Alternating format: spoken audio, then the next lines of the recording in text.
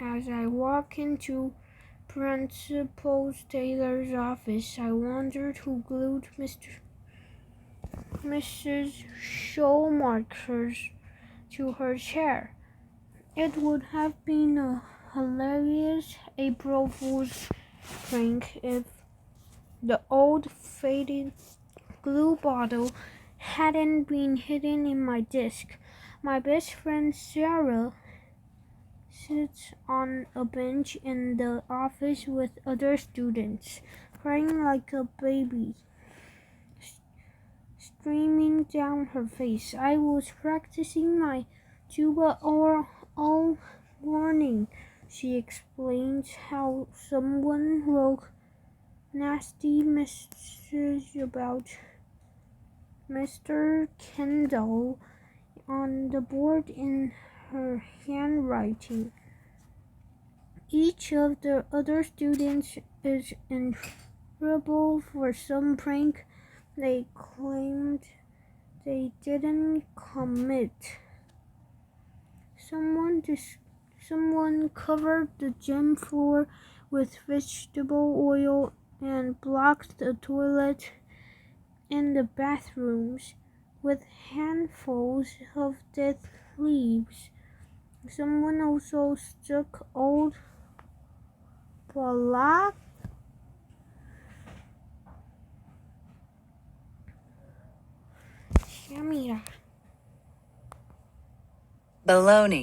bologna under the cafeteria table, so the whole place stinks like a garage dump.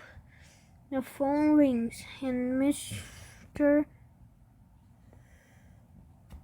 Nathan, the secretary, answers it and swiftly hangs up. All morning, kids keep calling and laughing, she said. After a while, Principal Taylor comes out of his office. You've all been very busy, he begins. Sarah starts denying everything, and the rest of us follow suit.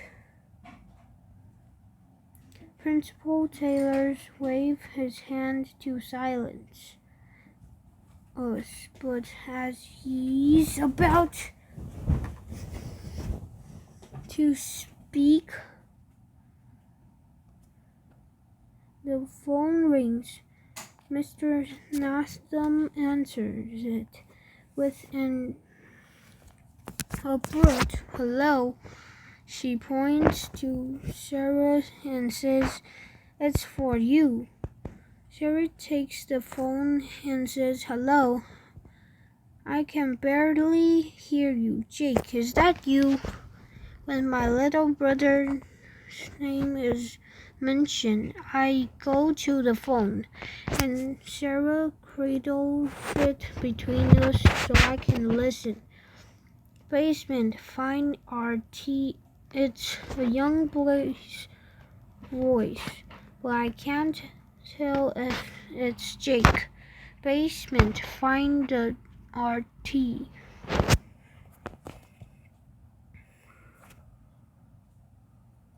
Basement. Find the RT. He repeats before the phone suddenly floods with laughing children and then goes dead. I've spoken with your teachers, and they have some pretty compelling evidence. Mr. Taylor continues. As punishment, you will stay after school until all these pranks are cleaned up. We all groan, and a few of us offer more protest of our annoyance. I'll call all your parents to inform them you'll be remaining late on school grounds. Today and why? Now return to class. As Sarah and I shuffle down the hallways, she groans. I'm in so much trouble. What was with the phone call? I ask. We've heard that creepy laughter before. I was trying not to think about it, Sarah whispers. It seems to follow us. The voice said we need to look around the basement. No way. I'm going down there, Sarah hissed. The principal thinks we're in class, and our teacher thinks we're in the office, so now's the perfect time.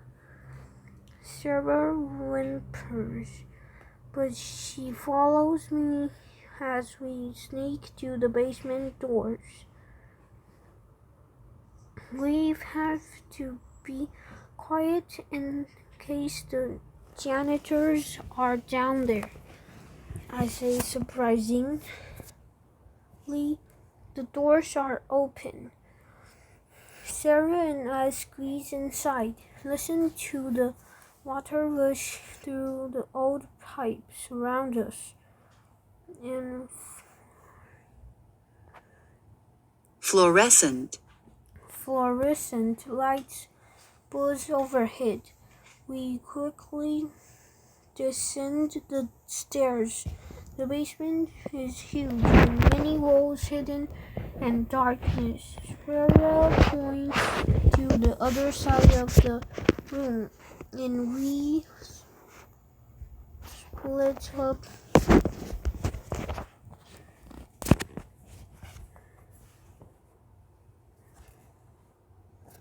to the other side of the room, and we split up to start looking around.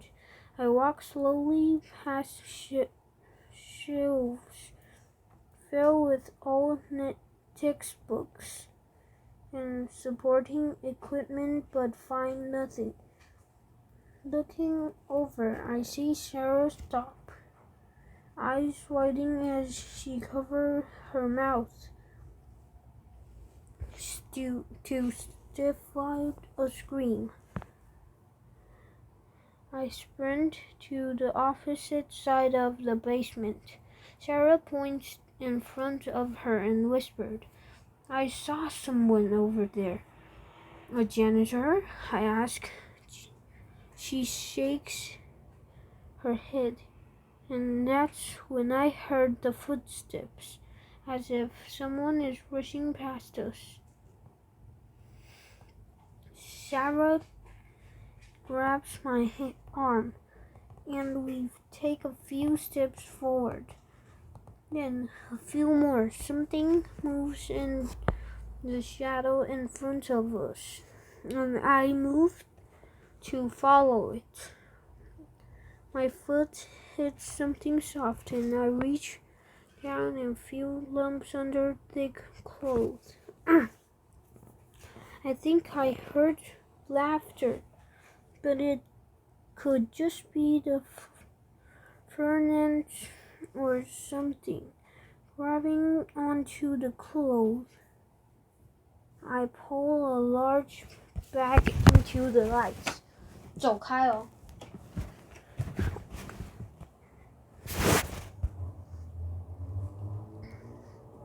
Somewhere behind us, a little girl laughs. And then another of to our right. Hey, is someone down there? No kids allowed in the basement. The janitor's voice calls. I grab the bag. The janitor locks the hiding a flashlight back and forth when he shines light away from us. Sarah and I sneak quickly and quietly behind the shelves and up the stairs. That was close, I say. We reach the safety hallway.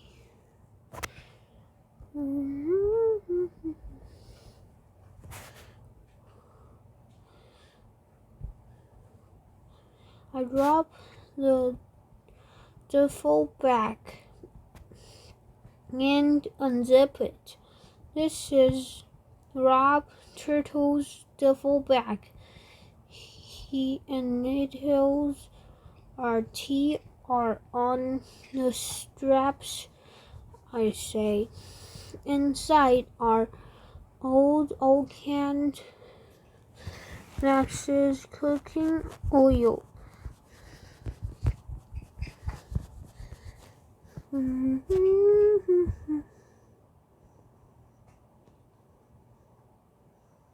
Our teeth are on the straps, I say. Inside the old cans that says cooking oil, on the side of a paper that says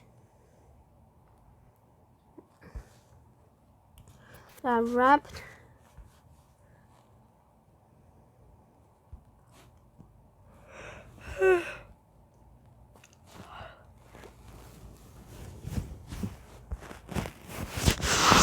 I think I've seen those scissors before, Sarah says, staring at them. I hand the scissors to Sarah. This doesn't tell us who the laughing kids are, but it looks as if Rob Turtle framed us all. He said he lost his gem bag the other day, Sarah replies in the hollow. He also says that this would be the best April Fool's Day ever, I say. What do we know now? What do we do now? If we give the bag to Principal Taylor, he'll think we're trying to make Rob look bad, Sarah says. Let's leave it in the cafeteria. I suggest someone will turn it to the lost and found. We leave the bag in the stinky cafeteria and return to class. After lunch, Rob Turtle is called to the office. And as the day progressed, more students are found with evidence of pranks. Someone put dirt in the coffee in the teacher's lounge and made all the lights flicker in the east wing.